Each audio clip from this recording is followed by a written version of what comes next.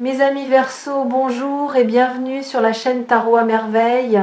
Pour votre tirage général, ceux qui me découvrent, soyez les bienvenus. Tout secret a une durée de vie. Il naît dans le silence d'une décision, celle de ne pas dire, de ne pas montrer, de garder pour soi quelque chose qui appartient pourtant à deux personnes. Il grandit dans l'obscurité, nourri par la peur, par le calcul, par la conviction que certaines vérités sont trop lourdes, trop risquées, trop compliquées pour être mises en lumière. Et puis un jour, le secret atteint son point de rupture. La pression accumulée devient plus grande que la capacité à contenir. Et ce qui était gardé dans l'ombre cherche une issue vers la lumière. Ce jour-là, pour vous, est proche, très proche. Quelque chose que l'on vous a caché, quelque chose qui vous concernait directement, qui touchait à votre vie, à vos choix, à votre façon de comprendre une situation est sur le point d'être révélé. Et cette révélation, aussi surprenante qu'elle puisse être au premier abord, va changer quelque chose d'essentiel dans la façon dont vous vous positionnez face à votre propre avenir. Avant d'aller plus loin, je veux déconstruire le mot « dangereux » dans le titre de cette vidéo, parce que ce mot mérite qu'on y réfléchisse. Un secret dangereux n'est pas nécessairement un secret qui fait du mal. Parfois, il est dangereux simplement parce qu'il détient le pouvoir de changer quelque chose. Parce qu'une fois dit, il ne peut pas être décent, parce qu'il va modifier une dynamique, redistribuer les rôles, transformer ce qu'on croyait savoir. Ce type de secret-là, le secret qui est dangereux parce qu'il est puissant, parce qu'il porte une vérité trop grande pour rester éternellement contenu, c'est précisément de celui-là que je parle. Un secret qui, dans les mains de la bonne personne, au bon moment, peut ouvrir quelque chose d'extraordinaire. Et ce bon moment, pour vous, c'est maintenant. Il y a une structure universelle dans les secrets qui finissent par se révéler. Je l'appelle l'anatomie du secret.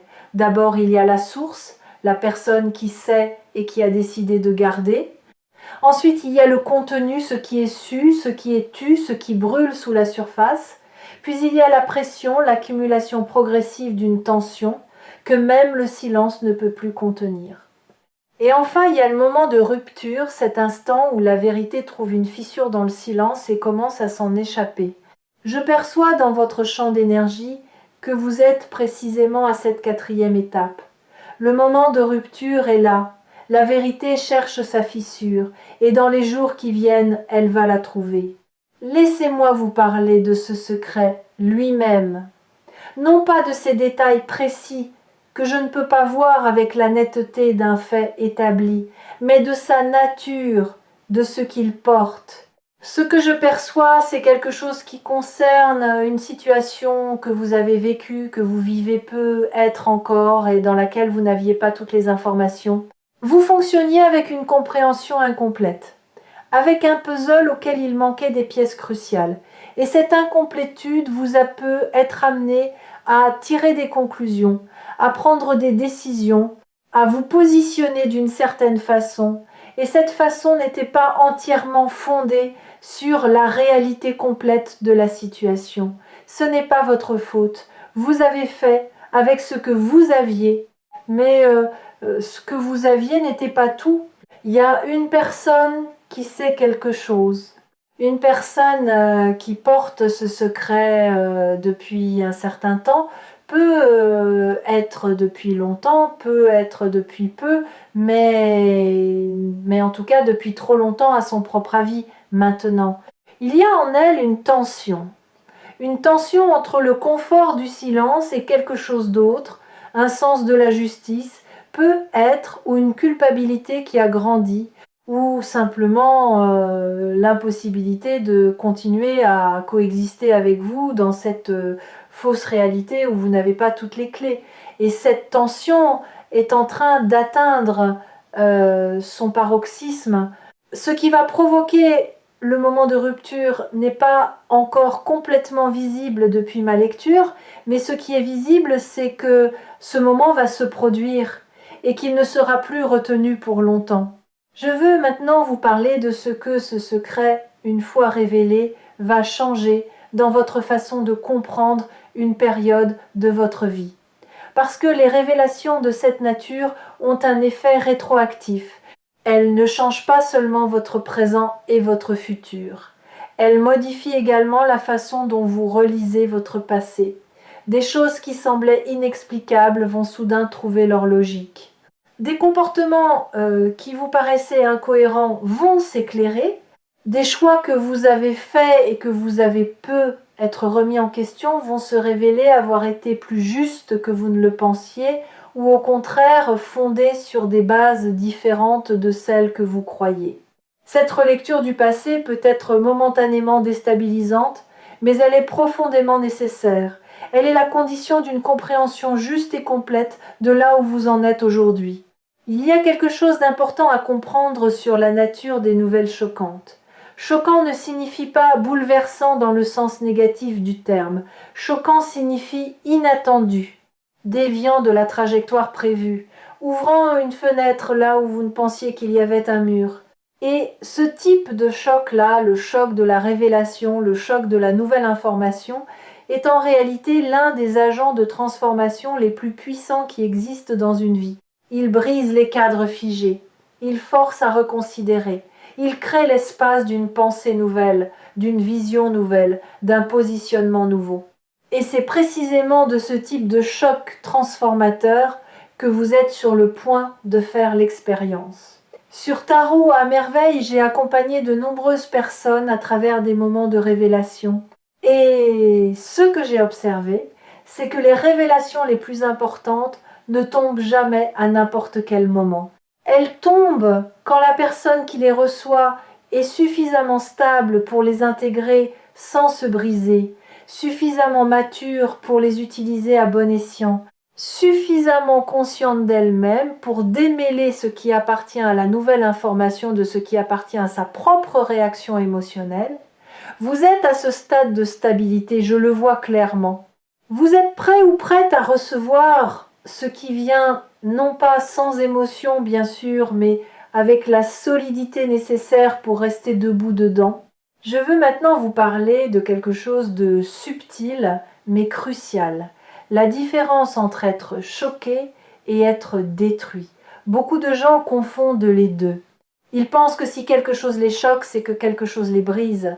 Mais ce n'est pas du tout la même chose. Le choc est une réponse à l'inattendu. Il est temporaire, il se dissipe, il laisse place à l'intégration. La destruction, elle suppose qu'on n'a pas les ressources pour traverser ce qui arrive. Et vous, vous avez les ressources. Pas forcément toutes les ressources que vous auriez dans un monde idéal, mais suffisamment. Suffisamment pour traverser, pour comprendre, pour décider de ce que vous voulez faire de cette nouvelle vérité. Il y a également dans cette lecture quelque chose qui concerne les nouvelles au pluriel parce que je perçois que ce n'est pas une information unique qui arrive, mais plusieurs éléments qui se rejoignent, un ensemble de vérités qui se tenaient les unes les autres par le silence et qui vont tomber ensemble ou en cascade rapprochée. Chaque élément va éclairer les autres, chaque fragment va rendre les autres plus intelligibles. Et à la fin de ce processus qui ne durera pas éternellement, qui aura son propre rythme, vous aurez un tableau beaucoup plus complet de la réalité de votre situation.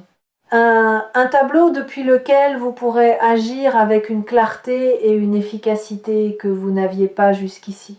Je veux parler d'un phénomène que je trouve fascinant dans la vie des secrets. C'est le phénomène de la résonance. Parce qu'un secret ne reste jamais parfaitement inerte. Il irradie, il envoie des signaux dans l'espace même s'il n'est pas dit. Les personnes sensibles, et vous en êtes une, captent ces signaux sans nécessairement pouvoir les identifier précisément. Il y a peu être eu des moments dans votre vie récente où vous avez eu une intuition, un sentiment que quelque chose ne collait pas tout à fait, une impression que derrière ce qui était apparent, il y avait une couche supplémentaire que vous n'arriviez pas à voir clairement. Ces intuitions n'étaient pas de la paranoïa ni de l'anxiété sans fondement. Elles étaient la réception de ce signal que le secret émettait malgré lui, et elles vont maintenant trouver leur confirmation. Il y a quelque chose de libérateur dans ce qui s'approche. Je veux insister sur ce mot, libérateur. Parce que recevoir une vérité, même une vérité difficile, même une vérité surprenante, même une vérité qui remet en question des choses établies, a un effet libérateur fondamental. Ça libère d'abord de l'incertitude. Cette zone grise où vous deviez fonctionner avec un sentiment diffus d'incomplétion va se clarifier. Ça libère aussi d'une certaine forme d'impuissance, l'impuissance de celui ou celle qui doit prendre des décisions sans avoir toutes les données. Avec la vérité complète, votre capacité d'action reprend sa pleine mesure. Vous retrouvez un sentiment d'agentivité, de pouvoir réel sur votre propre vie. Et c'est l'une des sensations les plus fondamentalement nourrissantes qui soit. Je veux maintenant vous parler de comment vous préparer à recevoir ce qui vient, pas en vous blindant, pas en construisant des scénarios mentaux pour anticiper tous les cas de figure possibles, parce que l'esprit humain excelle à construire des scénarios qui ne ressemblent jamais exactement à ce qui arrive vraiment, mais en vous ancrant, en vous connectant dans les jours qui viennent à ce que vous savez de vous-même, à vos valeurs, à ce qui compte pour vous indépendamment des circonstances extérieures, à la personne que vous voulez être face aux situations difficiles. Parce que quand la révélation arrive, ce sera depuis cet ancrage que vous voudrez répondre. Depuis cet endroit stable en vous qui ne dépend pas de ce qu'on vous dit ou ne vous dit pas. Il y a quelque chose que je perçois dans votre façon d'habiter la vérité qui est une de vos qualités les plus précieuses. Vous n'êtes pas quelqu'un qui préfère le confort d'une illusion à l'inconfort d'une réalité. Vous avez une relation fondamentalement honnête avec la vérité, même quand elle est complexe, même quand elle demande quelque chose de vous, même quand elle remet en question des choses sur lesquelles vous vous étiez appuyé. Cette honnêteté fondamentale avec la réalité est ce qui va vous permettre d'utiliser ce que vous allez apprendre de façon constructive plutôt que destructive, de le transformer en information utile plutôt qu'en source de tourment. Je veux parler de quelque chose qui est souvent présent dans les situations de révélation secrète, la question de la trahison.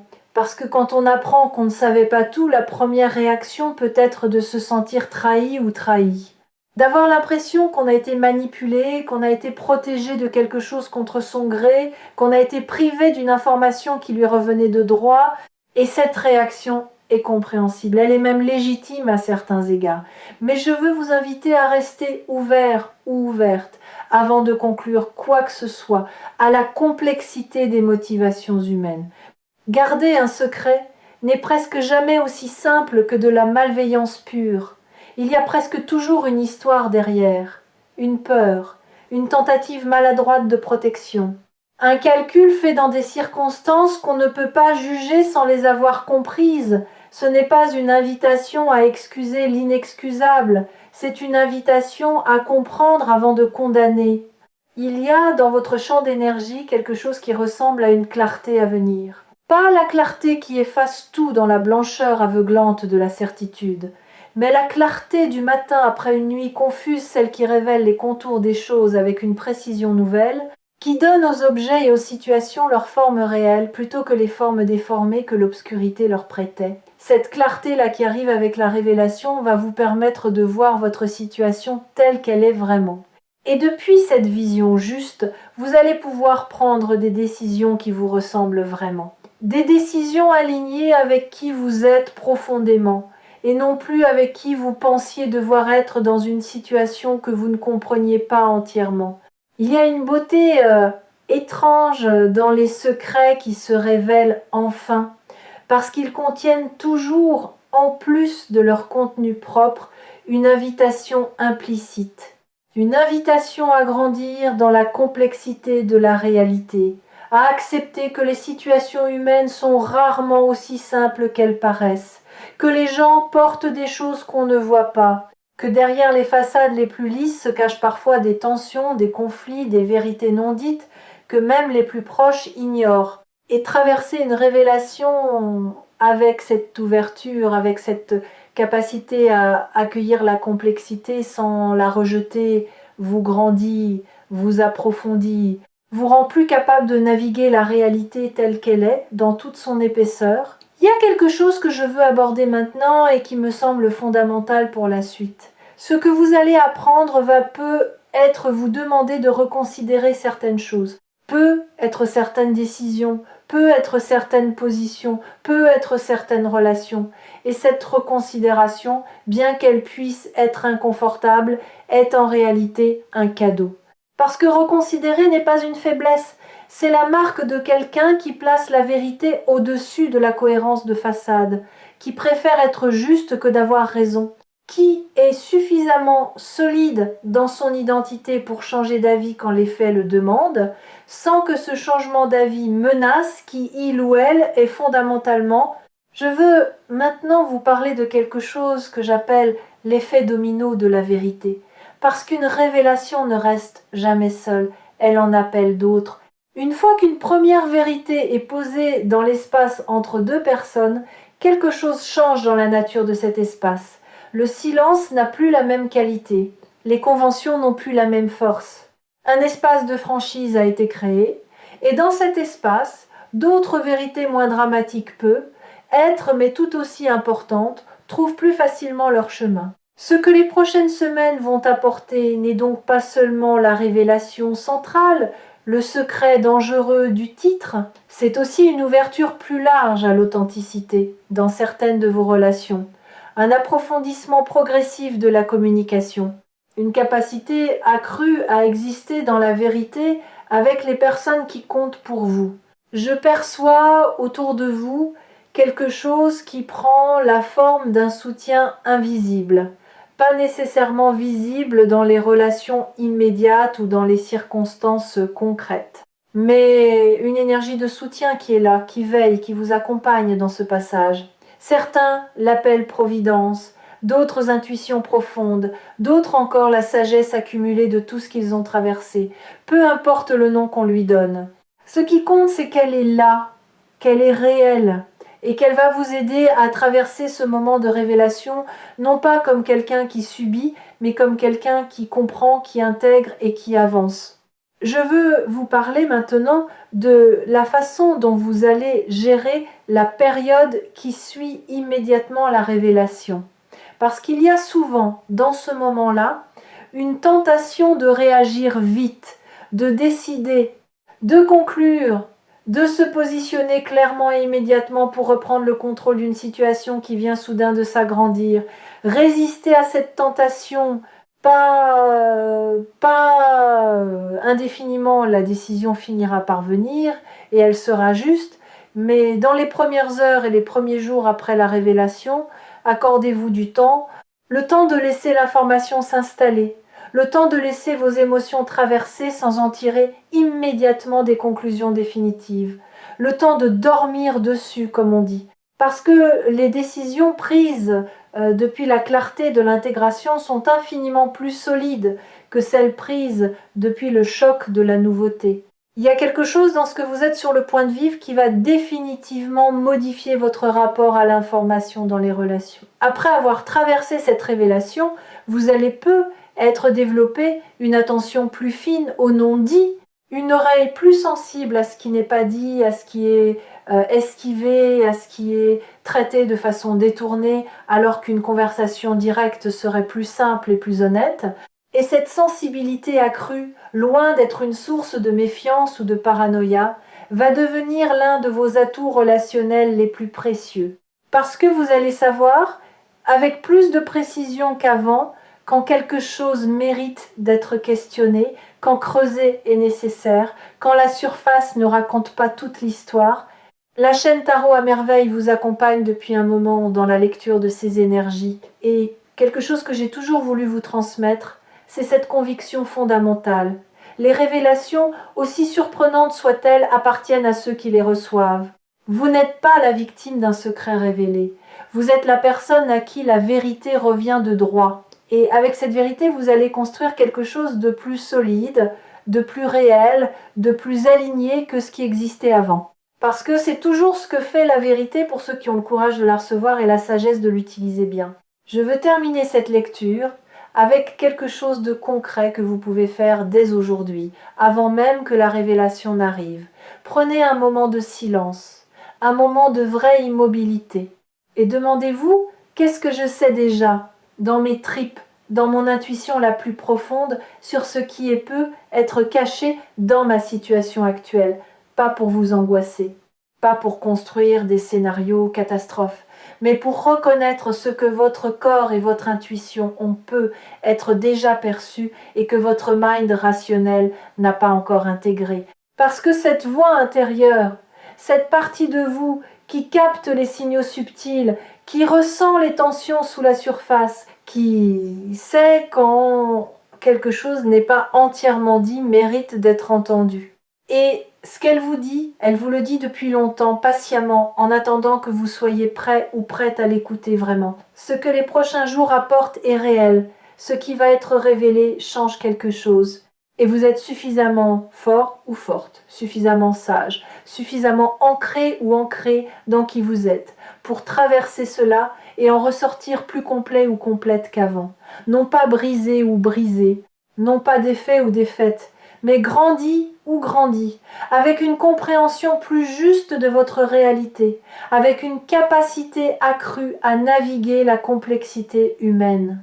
Et avec cette qualité particulière qui appartient aux personnes qui ont regardé la vérité en face même quand elle était difficile et qui ont choisi d'en faire quelque chose de beau,